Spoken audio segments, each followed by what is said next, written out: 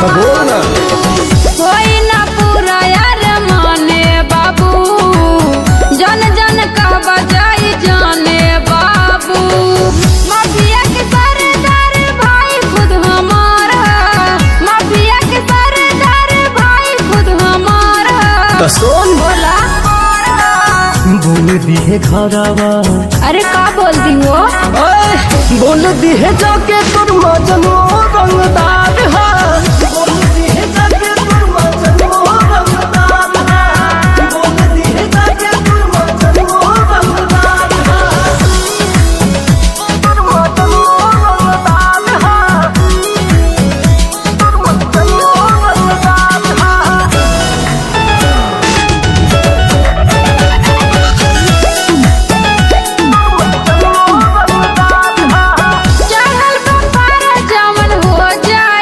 अच्छा जिला प्रतापगढ़ में हो जाए दंगा, हो जाए दंगा।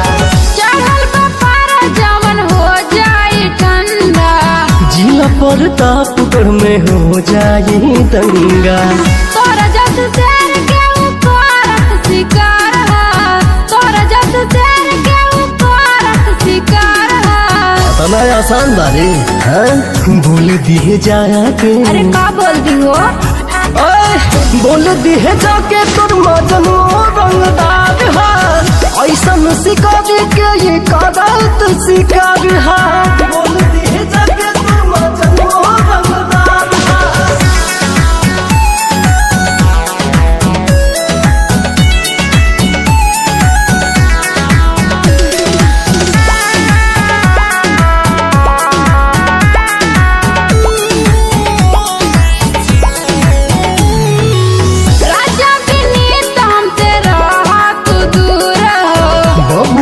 तीन मजली है भरपूर हो।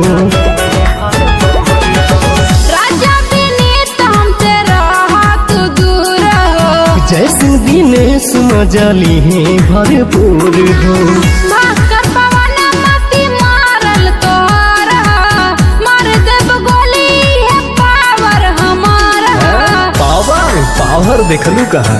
बोल दिए जाया के। अरे का बोलती हो? बोल दी है जाके तुर मजनू रंगदार है। बोल दी है जाके तुर मजनू रंगदार है। बोल दी है जाके तुर मजनू रंगदार है। प्रतापगढ़ के शेर है, हल्का मिले तारू।